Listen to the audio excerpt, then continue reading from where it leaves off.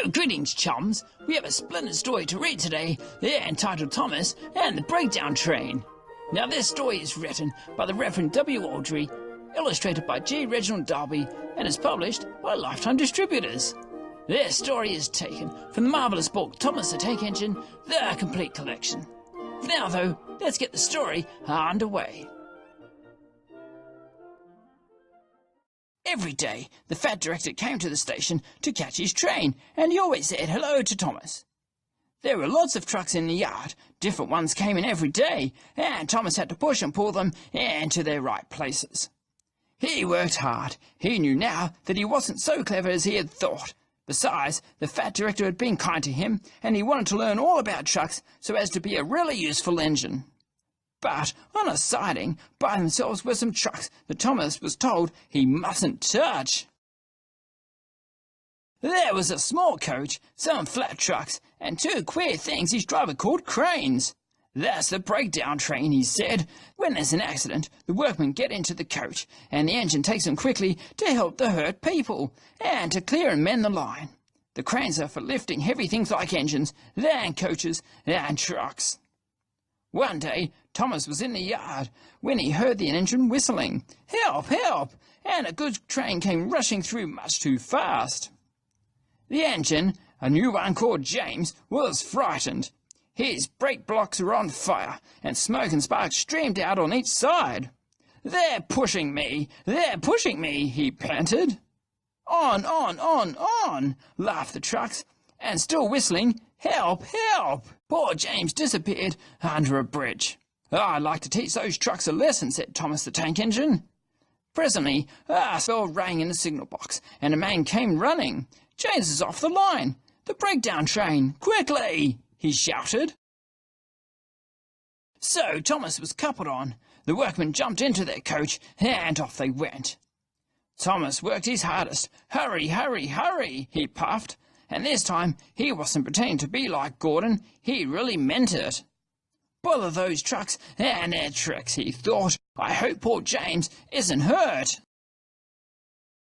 They found James and the trucks at a bend in the line. The brake van and the last few trucks were on the rails, but the front ones were piled up in a heap.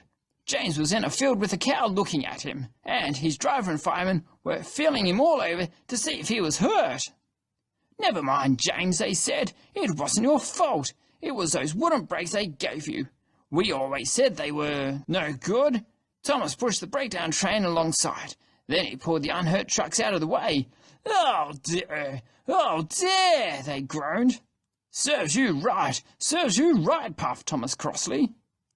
When the men put the other trucks on the line, he pulled them away too. He was hard at work, puffing backwards and forwards all the afternoon.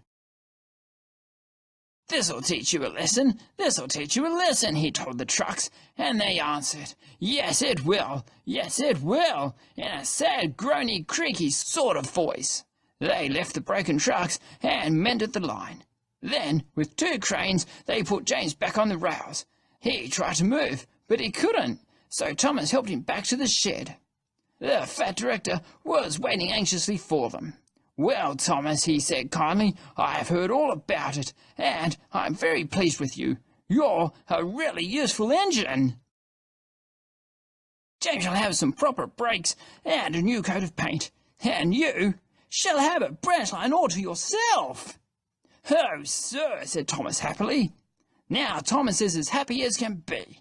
He has a branch line all to himself, and puffs proudly backwards and forwards with two coaches all day. He is never lonely, because there is always some engines to talk to at the junction. There wouldn't Henry stop quite often and tell him the news.